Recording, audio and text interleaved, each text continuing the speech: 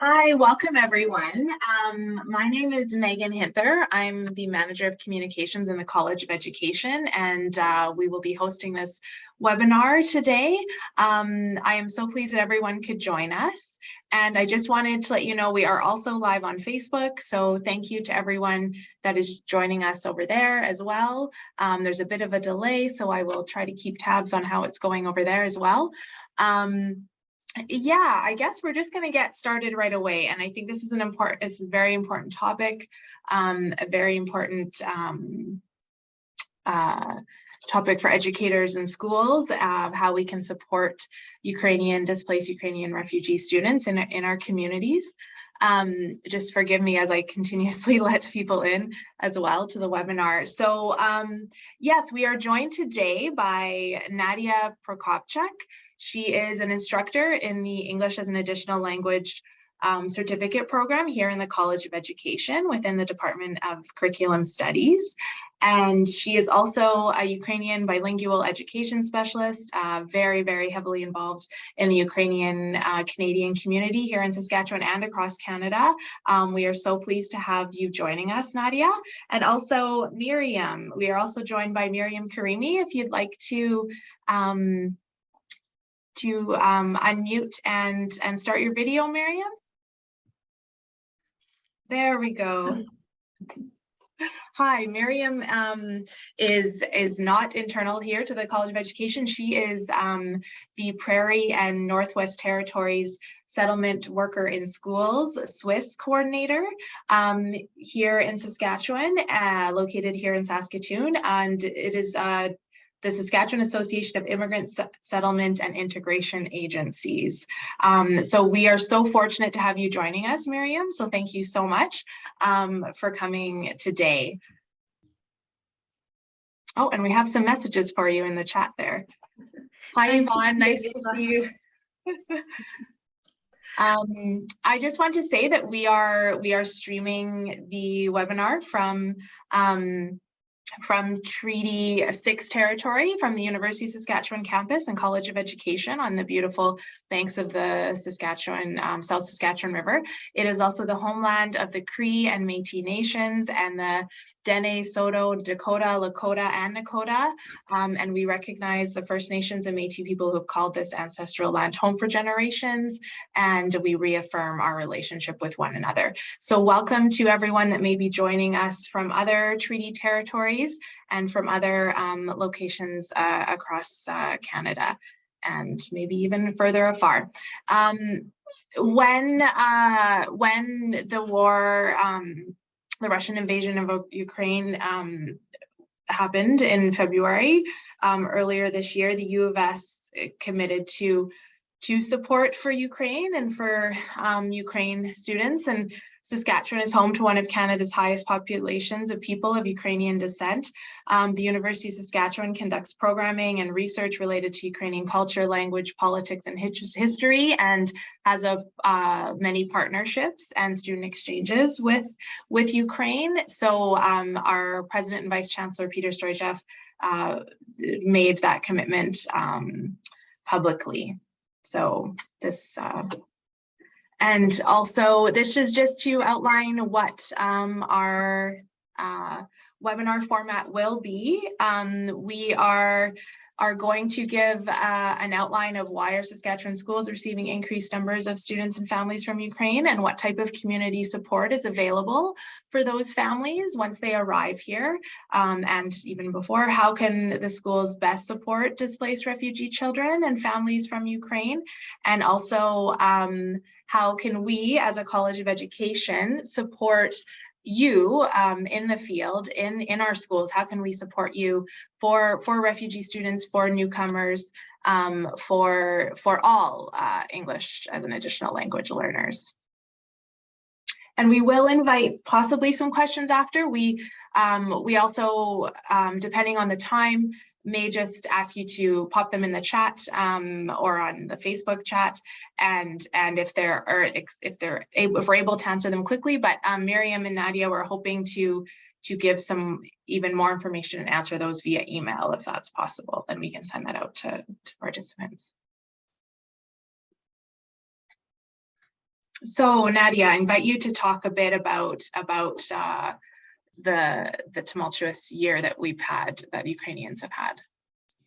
Well, thank you very much, Megan. And I just want to say thank you so much for organizing us and having us present today. Maryam and I, we're so pleased that we can speak about the situation in Saskatchewan, across Canada and globally, and bring this information to our teaching population here in our province.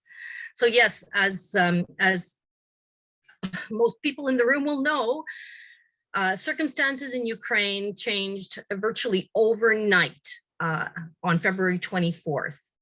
People were hoping against hope that this invasion would not happen, but it did. And the result of the invasion of Ukraine on February 24th was really just mass upheaval of societal and family life in Ukraine.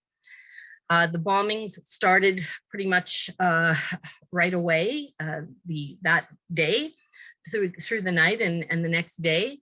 And these bombings have continued. The invasion has continued, resulting in the destruction of Ukraine's infrastructure in many parts of the country.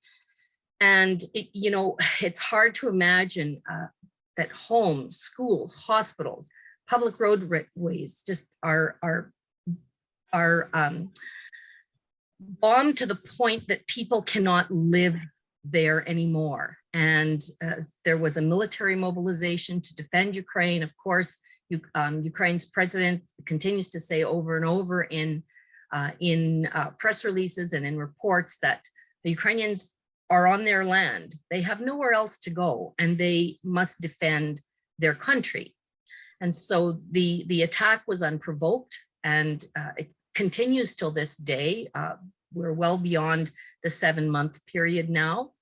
And families have fled and continue to seek safety. It's hard for us in Canada, in central Canada, in Saskatchewan, to imagine what it's like to have air sirens going off at all times of the day or night. Can you imagine having little children sleeping in your home and they're constantly woken up by these air sirens, and they never know whether the bombing will affect them or whether it will affect a neighboring town or city. There's been immense loss of life, and the exodus from the country has been monumental. Really, it's been unprecedented.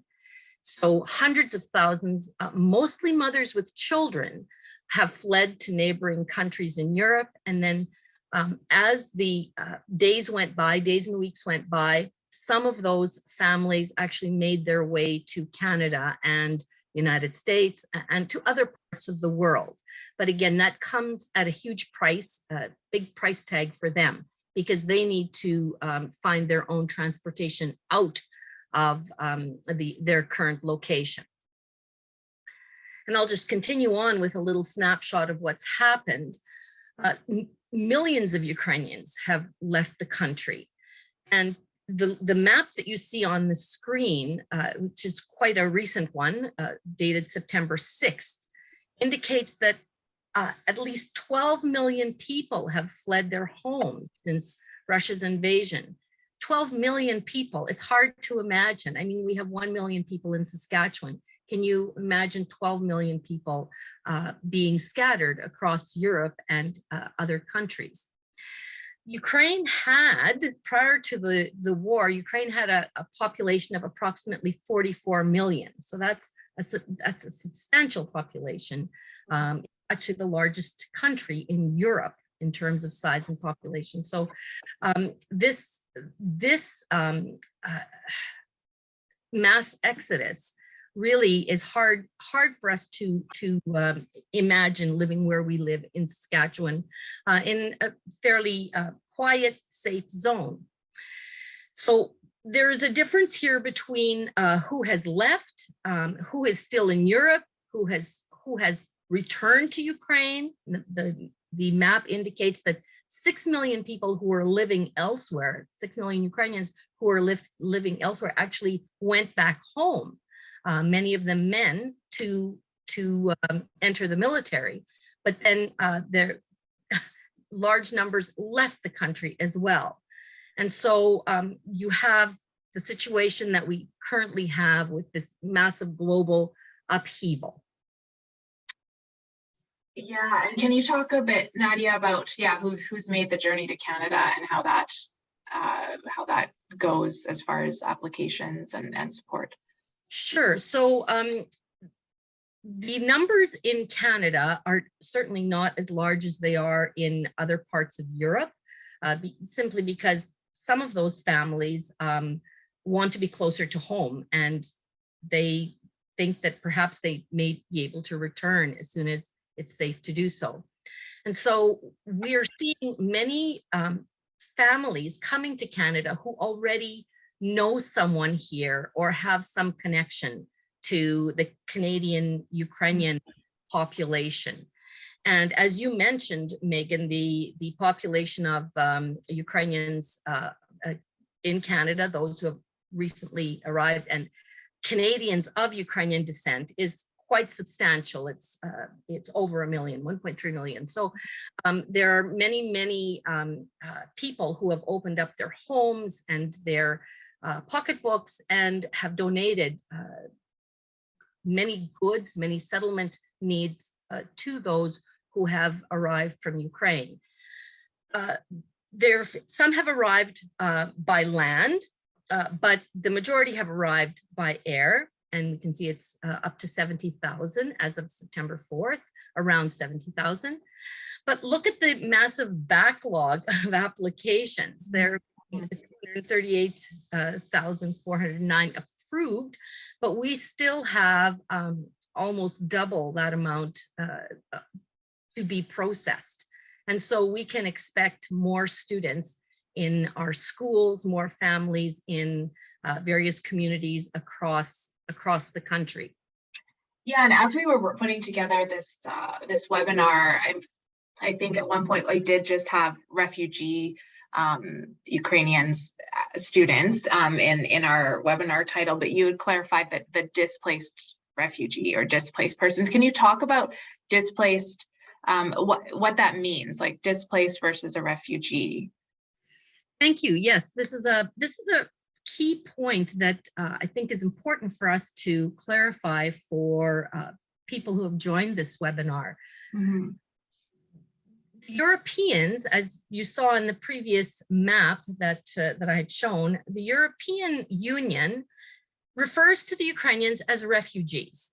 And that is the term that is used for this massive exodus of all of these families who fit the description of refugee according to UNESCO and the UN for that matter. So a refugee is defined as a person who leaves their country because it's unsafe for them to stay there and they're being persecuted for various reasons. So they flee the country and they don't plan to return because the environment is not safe for them for all the reasons just mentioned. Whether out of fear, whether out of being traumatized, or psychological damage, the refugees do not want to go back to their former location because it's unsafe to do so. And so, as I've indicated in the parentheses, one way to think about this is just too unsafe for refugees to return to their home country. So once again, the European Union refers to Ukrainians as refugees. However, there's another definition, and that's the definition for displaced persons. And displaced persons are somewhere in the middle. They have experienced everything that refugees have experienced, but they're displaced from their country for a time. It's viewed as being temporary displacement. And so displaced persons flee because it's unsafe to stay because of violence or war or persecution or other circumstances. But the hope, the wish is that they can go home when it's safe to do so. And so Ukrainians find themselves in this very strange place. They are being defined as both. They're being defined in Europe as refugees, or that label is being used because they do fit the description. They have fled from a war-torn country. They do carry all of those psychological and emotional scars of war, and they will carry them for many, many years to come. They also feel the guilt of leaving their country and their loved ones, and they are very worried for their safety. And they will exhibit those after effects of severe trauma. And again, students bring that into our schools as well. But the very interesting point to be made here is that in Canada, Ukrainians are considered displaced persons, not refugees, officially. Mm-hmm. And so that label carries a different meaning in terms of what government support, what federal support is provided to Ukrainians who are coming to Canada. So they are applying to come here as visitors or students or workers seeking employment. And then at some point in time, they can decide whether they'd like to stay in Canada or whether they want to return to Ukraine. But as displaced persons, Ukrainians are basically responsible for themselves, their housing, finding some English language support, and employment to support their families. The difference here with refugees is that refugees receive funding for a full year. So they receive housing support and English language support and all of the things that come with the category of refugees. So when Ukrainian families come into Saskatchewan schools, please note that they will be facing all of these additional pressures of finding a place to live, finding support for English, finding a job, trying to become acclimatized to life in Canada, while also processing what has happened and having all of those layers of trauma that refugees have. So it's an interesting place to be in both of these categories. Yes, absolutely. And before we bring Maryam into the conversation to tell us a bit more about SWIS, can you talk a little bit beyond about what other support is available? Well, absolutely. So Ukrainian families will be arriving, according to SINP, the Saskatchewan Immigrant Nominee Program. They will be arriving in the months to come, right up until March 2023, when there's yet another plane that will be arriving. So there are two humanitarian agencies that have partnered with the Saskatchewan government to coordinate the arrival of more Ukrainian displaced families. And according to the Star Phoenix, an August article, there will be 5 flights arriving between August 2022 and March 2023. And the numbers that of the new arrivals will be added to the already 1,500 families who have arrived in the past 6 months. So again, Saskatchewan school divisions and Saskatchewan schools can expect to see more students from Ukraine in their classrooms.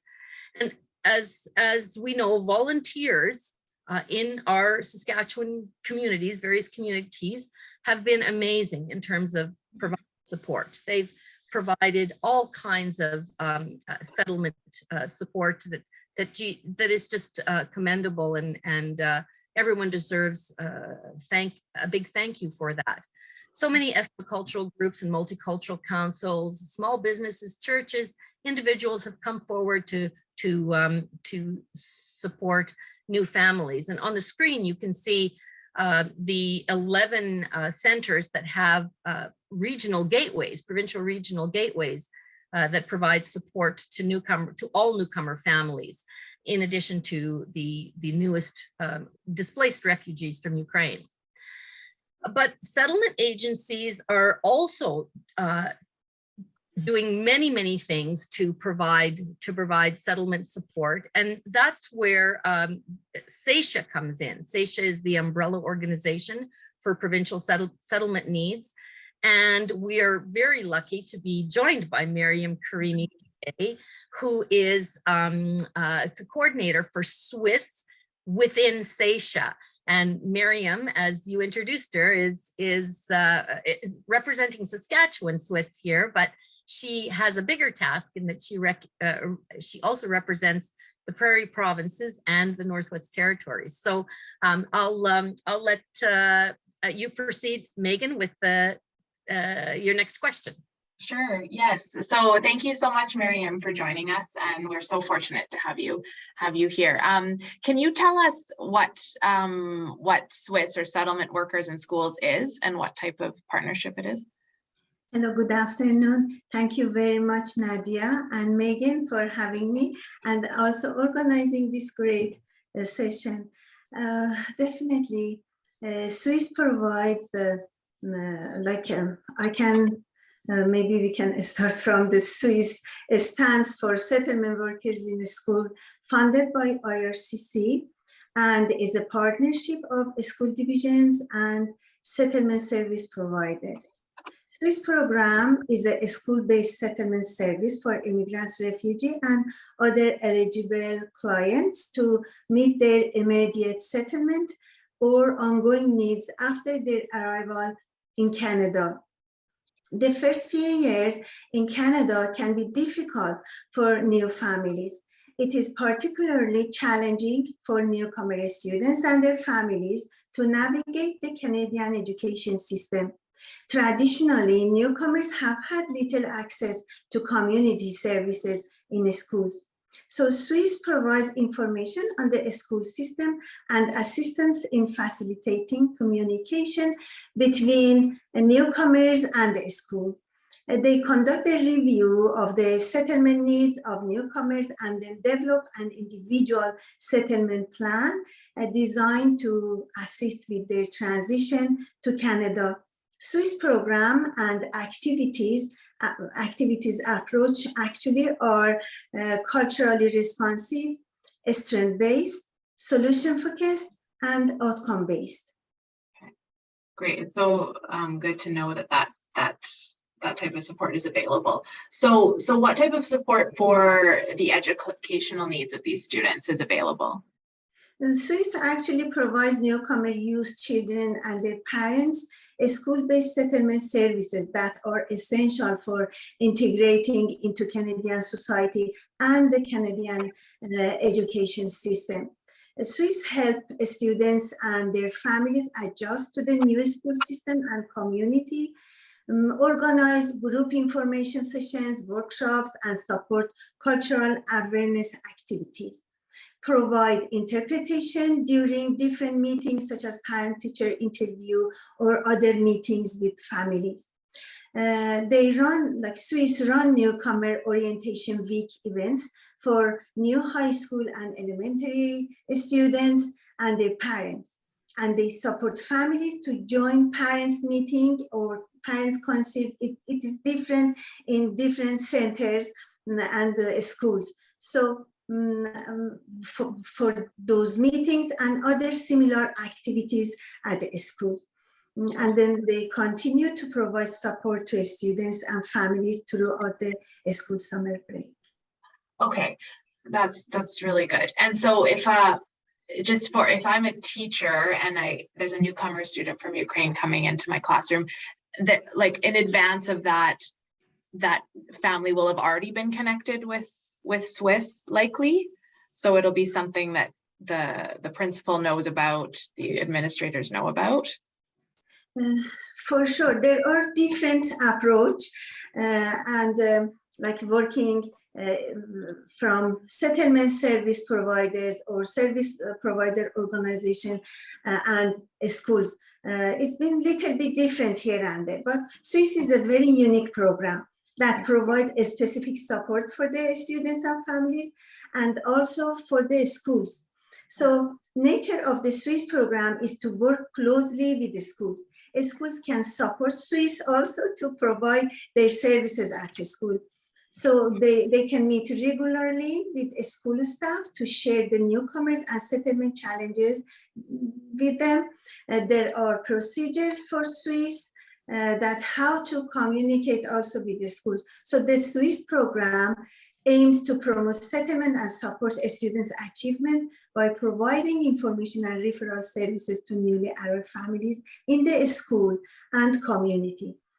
So that would be very helpful also for Swiss to receive referral to provide support to children and youth as soon as possible after their registration in school, and to connect with families. So they work closely with the schools, and they provide each other with updates to provide a specific support, especially for refugee students. Okay.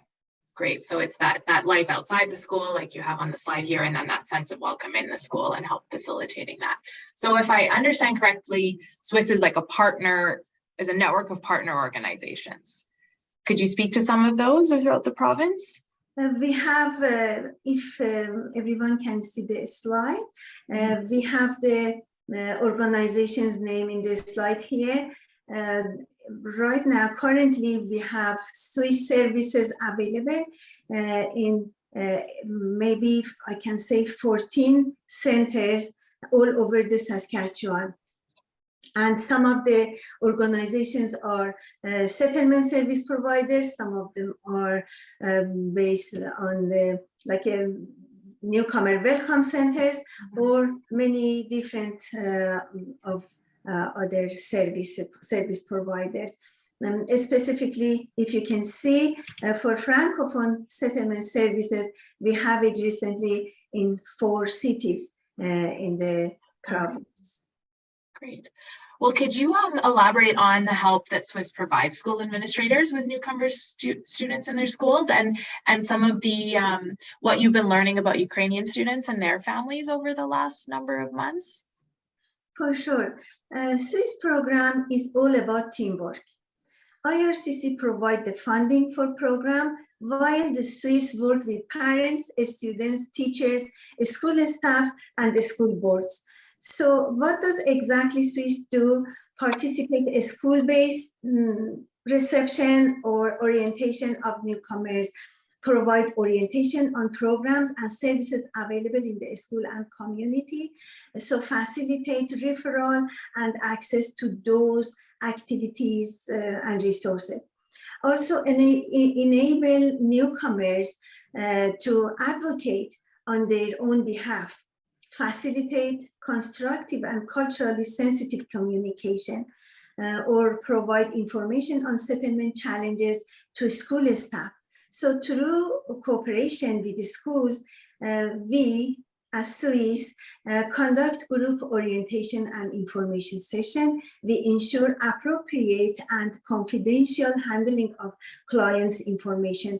We don't perform the duties of the teachers, guidance counselor, social workers, or any other school staff, but Swiss provide different types of services, like one-on-one services with clients, family orientation to meet with the whole family, conduct workshops, meet with multiple clients, provide information about specific topics such as recreation, health services available, homework help clubs, and similar services. Also, the role of like a bridging to connect with clients with the resources and services providers in the community and schools. Work with the school team is very important for us. So working with the schools to run a school-related information session also, such as parent-teacher interview, orientation workshop for newcomers, and every other services and activities. And what sort of activities have you had over the summer? Community, for sure. Yes, I can say we have many community partners. We have many partnerships like a library, boys and girls clubs, neighborhood resources centers, and Swiss actually do much more. In the summer, like Swiss work with families to make sure kids and youth are involved with projects and activities during summer, such as summer schools, camps, field trips, taking students to the museums, parks, and many, like there are variety, art and music and dance, variety of services. Definitely Swiss provides regular services that are scheduled and consistent during the school year. It is important that Swiss to be located in the schools. So, go ahead. sorry. In this case, newcomer youth and refugees in particular may experience academic, emotional, cultural, and social conflicts as they are starting their new life into an unfamiliar environment. There are challenges such as inability to express their feelings, personalities, and knowledge or skills in English language. At this vulnerable stage, I can say students are challenged when navigating school with not only limited language proficiency, but also a lack of cultural awareness of the school system and its social dynamics. The displaced children from Ukraine were forced to flee their homes, leave their fathers and brothers behind, and experienced traumatizing departure with millions of others. The trauma of losing their homes, loved ones, and everything familiar will contribute to academic and behavioral issues. These children will need time, patience, and care to regain a feeling of safety and stability. We can do it for them together through the strong teamwork and partnership. Swiss staff have worked with many different populations, like refugees from different countries, Myanmar, Burmese, African countries, Somali, Syria, Iraq, Afghan families recently before the crisis in Ukraine. So Swiss teams are very, very knowledgeable on regarding the different issues on settlement and challenges. So, and they have many different education backgrounds. They have so much training to do the organizations also regarding specifically working with newcomer students and families. And we hope we can all work together to provide great support for our newcomers. Yeah, and particularly noting that like the psychological and emotional stress is ongoing, and the effects of it are for many months and maybe even perhaps years. Thank you so much, Maryam, for talking about that and for giving us a picture of what Swiss does and what Ukrainian students are facing with their newcomers or their families. Nadia, can you talk a bit about what kind of education system Ukrainian newcomer families have come from? Thank you. Yes, I can share a little bit of information about that. And Maryam provided such a good snapshot of what they've been doing, what Swiss has been doing over the summer and in the months prior to that, as newcomer children, displaced refugee children from Ukraine and from other parts of the world continue to arrive. And of course, Swiss works with all families, all students, and all refugees, and the dynamics, the circumstances for some of our refugees are different than for others. And in the case of displaced refugee children from Ukraine, these children will have come from a very well-established school system in Ukraine. And education is a priority for Ukrainian families. They aren't coming to us from a refugee camp, for example, where they've been waiting for 3 years to be placed in a country that will accept refugees at that time. Or they haven't had their education disrupted for any long stretches of time. As I said, this war virtually happened overnight, and children found themselves out of school. Mhm. And many have been placed in European schools, but those who come to Canada, to Saskatchewan, will be eager to find a school somewhere close by. And so families from Ukraine will be registering in their local school and will be ready and eager to begin their schooling once again. In Ukraine, the education system is very well developed. As I said, children go to daycare or to nursery school. The programs are actually quite rigorous for little ones. There's playtime, but there's some learning time as well. It's just like in the daycares and nursery schools, pre-Ks that we have here. And then there's an elementary school, kind of a category from 6 to 10 years of age, like grade 1 to grade 5, and then lower secondary school, which is our middle grades and a little bit beyond, and then upper secondary school, which is high school. And the high schools are actually divided into several types. And so students can already start to choose the kind of school that suits their talents and their needs. We don't have that same kind of choice here for high schools. Our high schools are set up for a more general education. So that comes as a little bit of a surprise to Ukrainian families. But they're very quick to adapt, and most families will want their children to aspire to some type of post-secondary education. So in the case of Ukrainian families, they're well aware of the expectations of schooling, and they're well aware that children will need to learn English and to learn it quite quickly in order to be successful in schools in Saskatchewan and across Canada. In many ways, Ukrainian students won't fit the traditional kind of view of what a refugee learner needs, because again, they're coming from a well-established school environment, and so they resemble newcomers in this way.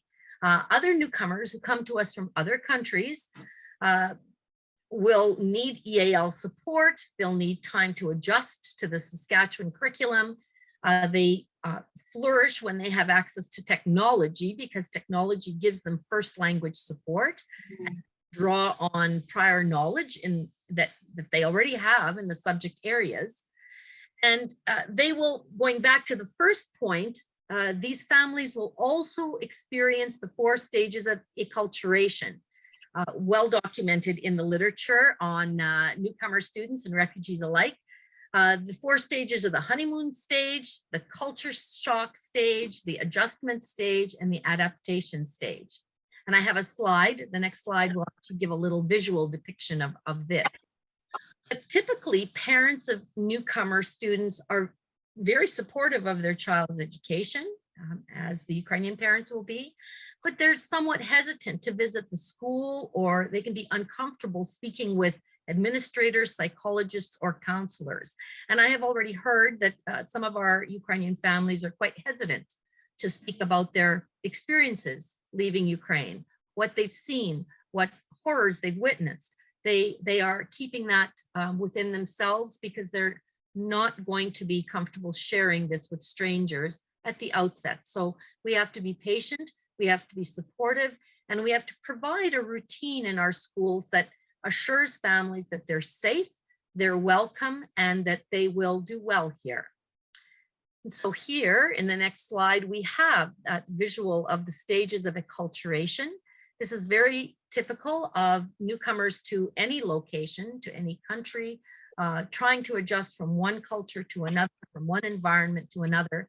And of course, there's that period of elation where they're very happy to be safe and out of harm's way, and they're seeing light at the end of this very dark tunnel.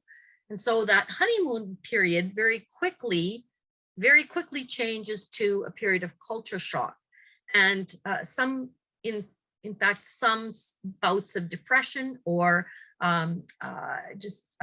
unhappiness, because the reality of trying to adjust to the new country, the new location, becomes a kind of a overwhelming for families and their children. And again, this will be exhibited by children in school because there will be unhappiness in the home.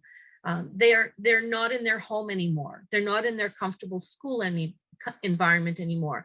They're not with the friends that they know. That when they go to the store or out on the street or anywhere in public spaces, it's not home. And the language is unfamiliar in most cases. And so they feel like strangers for a very long time. This is where these excellent bridges to families who have already been here for some time really make that adjustment period, that culture shock period, shorter than with other cases. So when we have families who can help other families to adjust to life in Canada, when there are families who can bridge some of the language confusion or the language support that's needed, that culture shock phase shortens and adjustment begins all the more quickly. And then in time, over several months, or even for some families, more than a year, there is a sense of adapting to the environment. This isn't home, but we can make a life here. So those are the stages that school division administrators, school administrators, and classroom teachers really should be aware of. Yeah, absolutely. And you talked a bit about language. Can you talk about the differences between Ukrainian and English, and just give us a little bit of background on Ukrainian? Yes, in our EAL program at the University of Saskatchewan, in our post-degree certificate program, we talk a fair bit about language adjustments. Mm-hmm. And why it is that some students can adjust more quickly, make transitions easily from their home language, the first language, to English, and why it takes other students more time. And there's something that we call language distance in the language learning world. And language distance, we've kind of divided into three categories. In the first category, we have languages that are very similar to English. They use Roman or Latin script, and there are many, many cognates, words that sound like words in English, that make transfers to English easier for students who have arrived. And there's a middle category which does not use the Roman or the Latin alphabet, and Ukrainian is in that middle category. And in that particular category, more time is required because the first language is quite different than English. So there are many adjustments to be made by the students when they arrive in school. They need to learn the Roman alphabet. First and foremost, they need to learn how to read lettering that's different than what they're used to. And I have an example of Ukrainian on the screen. You know, there's a transliteration in the middle, what it kind of sounds like in English letters, and then what the translation is in the right-hand column. And so students will be getting used to a different written script. There will be some syntactical differences, like Ukrainian has no articles, so a, an, and the will confuse students for quite a long time. They won't know where to put those words in a sentence. Ukrainian is a gendered language, just much like French and German, in that nouns can be masculine, feminine, and neuter, and so that too is different about the language. And then the word order can be different, or can be slightly well, sometimes more complex, longer sentences. The Ukrainian language is very flowery, very, very beautiful, as are all languages. But in the case of Ukrainian, sometimes a lot of details are put into sentences, whereas in English, we like to be quite factual. This is what we know. This is why we know it. And, that's put into a paragraph in factual way. And again, I'm generalizing here just to point out the challenges that language learners will have in the classroom. Luckily, in Ukrainian, current Ukrainian, contemporary Ukrainian, I'll put it that way, there are many, many cognates now that are Ukrainian words that sound like English words. Mm-hmm. These are words that come from science, from math, from biology, technology, all of our subject areas in the natural sciences. And these are words that students will hear in English and they'll sound familiar to them in Ukrainian, and they'll say, aha, I know what that is, because it sounds like a Ukrainian word. So the message that I'd like to leave with teachers and all those that are supporting Ukrainian students is that sometimes sticking to the simple words and weeding out those very important subject-specific words is probably not the best approach. Mm-hmm. Keep those subject-specific words in the classroom so that Ukrainian students can pick up on the topic and the vocabulary that might sound very familiar to them from their previous schooling. So that's something, sometimes teachers want to make everything very simple so that the words are very basic, and there can be a very rudimentary approach to the language. And in the case of students who are coming from a well-developed school system, it's a good idea to keep those important subject-specific words front and center. Mm-hmm, absolutely. Yeah, you wouldn't think that right off the hop. So what you elaborated a bit on here. So there's resources that we offer as a College of Education to pre-service teachers and also to in-service teachers. What type of programs do we have, and how can we support English language learners, or how can we support teachers as they support English language learners in their classrooms? Well, thank you, Megan. We receive this question quite often, like, what are we doing at the College of Education to support the current climate and the current needs in schools? And we have a very robust post-degree certificate program in EAL education. And we've had a number of graduates go through the program, and they've been very successful in reaching their goals, and they've been very satisfied with what they've learned and how that's helped them to prepare for the diversity in their classrooms today. And so on the screen, I've just placed a research piece that's very revealing. The research continues to show that teachers feel unprepared or underprepared to work with English language learners in the classroom, specifically those who come with a refugee background, because there are other literacy needs that many refugee learners will have. And studies have shown that teachers just feel very uncomfortable, and they try various things, as I said, simplifying language or other strategies, and these are all very well-intentioned strategies, but they need more information about best practices that are actually grounded in research, that they're evidence-based, and we know from many different settings that these strategies, these supports work with EAL learners. And so we do offer the PDC EAL program, and we encourage teachers in the province, administrators, specialists to consider taking courses online, 10 courses online, to complete the certificate program.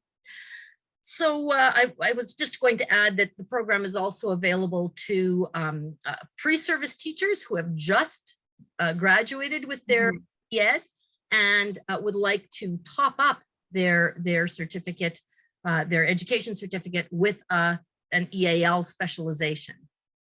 Right, and then we also do have so pre-service teachers. So if anyone is currently a BEd student, you can take one EAL course from the PDC EAL towards your BEd degree, right? Mm-hmm. Right. Yeah. There are some other courses. We have a few other courses that teachers can take about language learning, but the course eCur 415 is very specific to EAL. Right. Yes. And yeah, if you are interested, we do also have the post-degree certificate in EAL education, which Nadia was talking about, and it can be eligible for that AQC through the SPTRB. And we do also have some other pathways combining EAL courses with, say, ECE as a pathway to that. Always, of course, checking with SPTRB before you begin your program, if that's what your ultimate goal is for the AQC. Yeah, so we do offer quite a bit of excellent programming in EAL. Like Nadia is phenomenal. These are some of the comments that come out of her courses, of the courses offered in the EAL and the certificate. You can read them at your leisure. I found the material is very relevant for both EAL and classroom teachers. I look forward to leading some professional learning for my staff using the information I've gained, and in-service teachers that are really finding the EAL courses quite valuable to their classrooms. So yes, it is offered by the College of Education. All the courses are online and they're flexible, and it's designed for practicing teachers. It's 8 required courses with 2 electives. And then after that, you are an EAL teacher specialist, and it will help you support newcomer students, refugee students, Ukrainian students, all of those English language learners in our schools. Excuse me.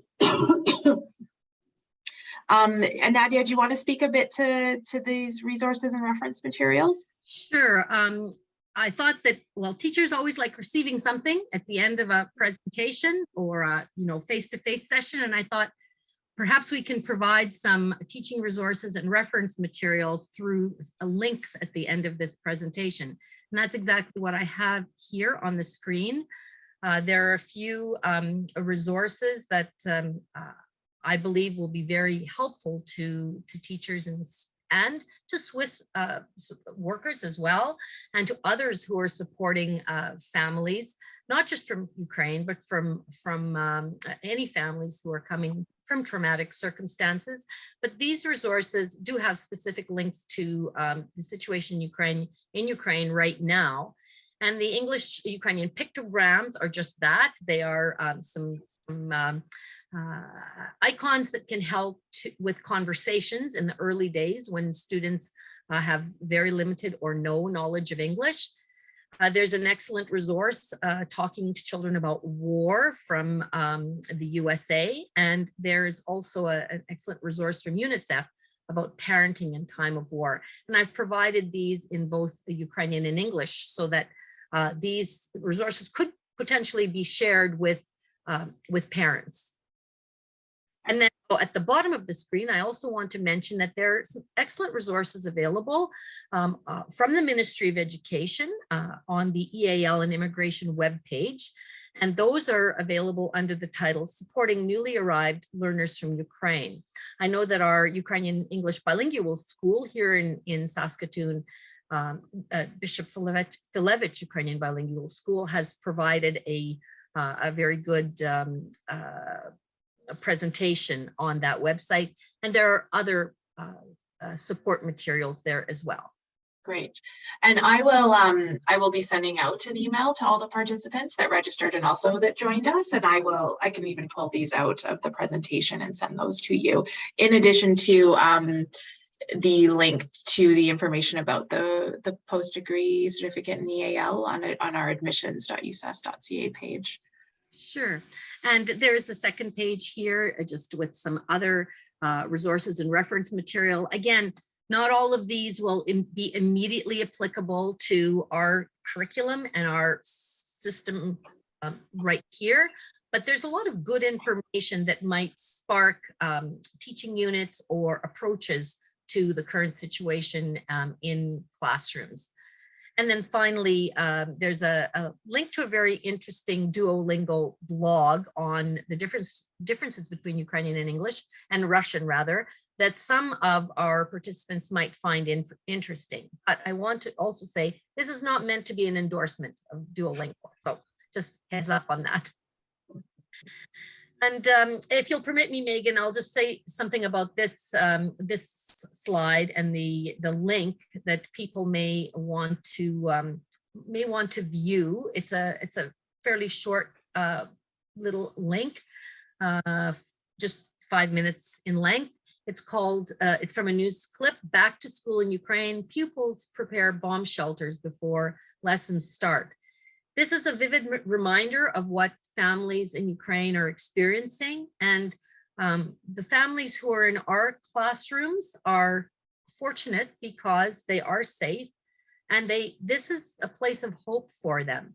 And so this video clip just is a reminder of what families who have stayed behind are enduring at this time. Well, thank you for that, Nadia, and Maryam as well. If there are questions, you can place them in the chat. If they require a really extensive response, Nadia and Maryam would like to email that response out. I will also pop on Facebook here to see if there's any questions in the chat there as well. But yes, thank you so much for joining us, everyone. And thank you, Nadia and Maryam, for this insightful presentation and for the resources and to see the support that's available here in Saskatchewan for Ukrainian families as they flee just horrible circumstances. So a little bit of hope. Yeah, just a lot of thank yous coming up here. I'm going to try to pull up Facebook here and see how that's going. Too many windows open.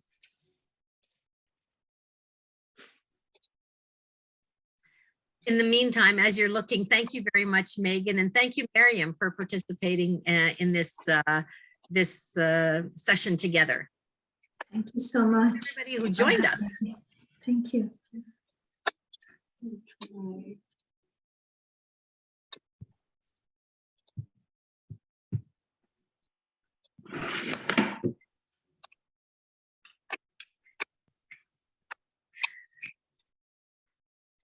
Looks all good over there. So I just see a lot of in the chats, a lot of thank you. Rebecca mentions that she has 2 students in her classroom. For those teachers and administrators who do not want to do or cannot do the PDCAL, would it be possible to have occasional webinars for English language learning teaching tips? Good question. Good question. I'm not sure of the answer. I don't have an immediate answer to that. We do offer classes or courses, and there's a great deal of information offered, and webinars are always a good idea, or occasional information sessions. I know that the Ministry of Education offers webinars. I can't say exactly how often, but this is one place where additional information is available. But we do also have a professional learning council or professional learning group called SASKTEAL, Saskatchewan Teachers of English as an Additional Language. And they offer an annual conference, as well as some resources online on their website. And they also offer webinars now and then, information sessions for our EAL and classroom teachers. And so I believe this is Jane who's asking the question. If you are not connected with SaskTEAL right now, I would encourage you to become a member, and membership is free. And this is through the STF, so it's easy to join, and then you can access some of the material that's up on their website. Yes, and Shauna, I believe Shauna mentioned that there are some webinars coming up from SaskTEAL that would kind of provide some of that, the ELL tips for teachers to support their students. So that's great. I know you mentioned SaskTeal a lot, Nadia. So seems like it's an excellent resource, a very active association as well. Alicia is asking what opportunities you have for volunteers to assist Ukrainians. Perhaps Miriam, you could, if you do have some opportunities you could speak to, or you could send me those and I can send those out with the resources and the link to the webinar as well. For sure. Great. Thank you. And I just wanted to mention that Liz Rowley has put this right into the chat, that there are resources on the ministry's Blackboard website. I would encourage people to check that out. Saskatchewan teachers have access to the ministry's Blackboard site. There's a wealth of material there, many school division shares that are very valuable because information is coming from EAL consultants and specialists in school divisions. So that's posted up on the website. SaskTeal again, and in terms of other support, I do hope that that teachers consider taking courses to supplement their knowledge about EAL learners, because this is a situation that won't change in our province. We are gaining numbers all the time, and that's our reality. Just a statistic that I hadn't presented earlier, more than 10% of our student population between grade 1 and grade 12 at the moment, more than 10% of this school population is currently receiving EAL support. And that percentage will likely increase due to the influx of displaced refugee students from Ukraine at this time. Yeah, so so great to have the resources available to support teachers and the students. Any other questions? I think we stuck really close to time, so we had a lot of information. Nadia, do you have any influence with the ministry refunding? Oh my gosh. No comment. Well, this is an interesting question. I do not, unfortunately. Yeah. Nadia, Bishop Filevich School represented here, Margaret Duda and Elena Kovbach. Oh, thank you. Привет, Nadia. Great Thank you so much join. for the presentation. So there is no news on additional funding from the ministry, you said?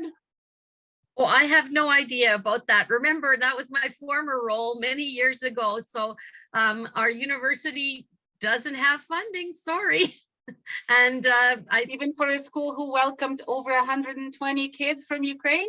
No, well, our funding will go into the teaching program for EAL teachers and teaching specialists. So I know that you're a graduate, Olena, and I'm happy that you have the background training to be doing what you're doing with all of those EAL learners at Bishop School. All 164? That's amazing. That's amazing. This is one of the schools that has actually the school that has the highest number in the province, simply because of the nature of the bilingual program. And as the principal of the school, Stasia, has said, it's a very soft landing for them because they have a natural language bridge there with speakers of Ukrainian and speakers of English, but that isn't the case in many other schools around the province. And that's where community support comes in and Swiss support comes in, and networking with Ukrainian community organizations or other volunteer organizations becomes so important. Absolutely. Jen from Swiss, you have your hand up. Would you like to say something? Yeah, I just have a question. So if you have no educational background whatsoever, is there courses or programs that you can take for EAL teaching? No, the post-degree certificate program is meant for post-degree, that means post-B.Ed teachers who want to become specialists, EAL teaching specialists.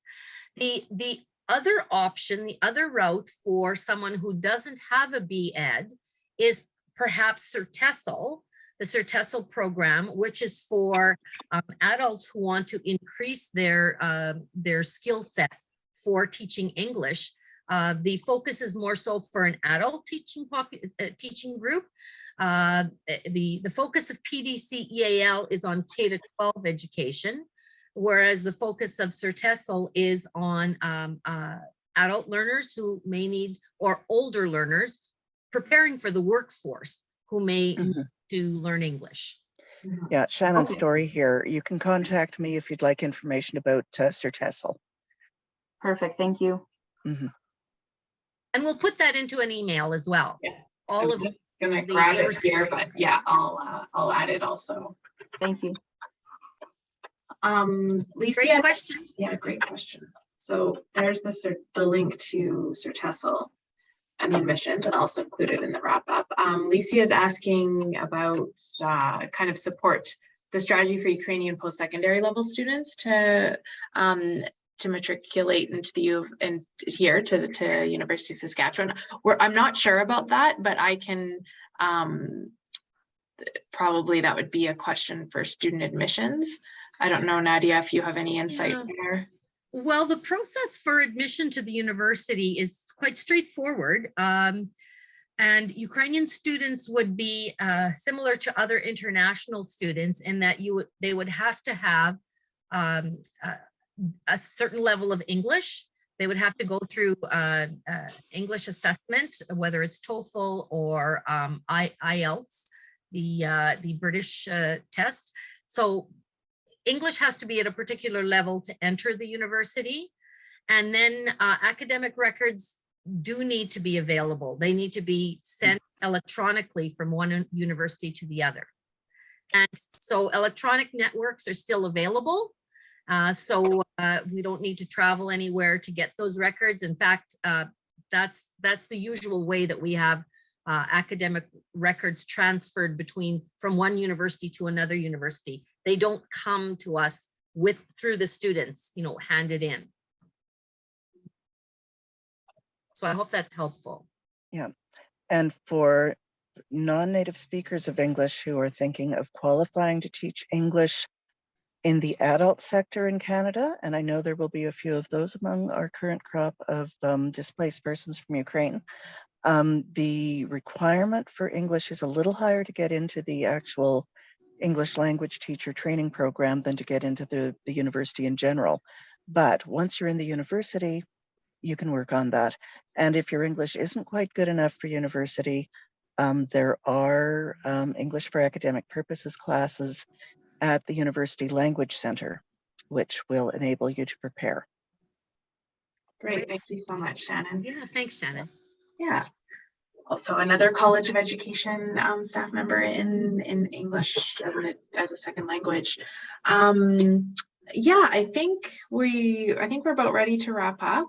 I don't see any more questions coming in, but I would like to say again, thank you. We had tremendous interest in this webinar. We know it's a really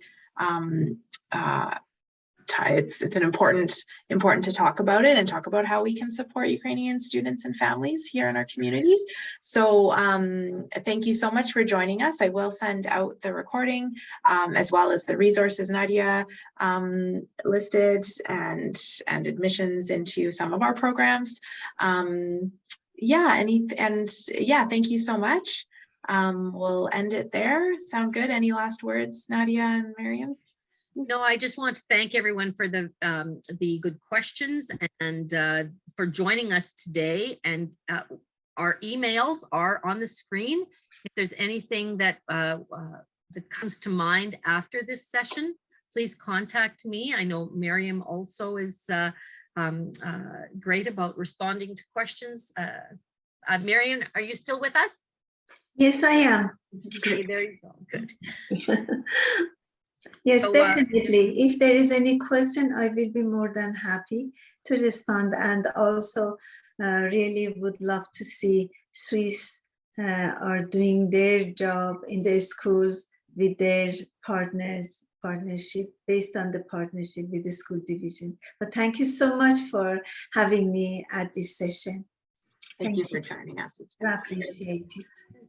All right. Well, thank you, everyone. We'll end it there, and stay tuned for an email. It should come from me. And yeah, thank you for joining us. Enjoy the rest of this beautiful fall day. Thanks. Bye.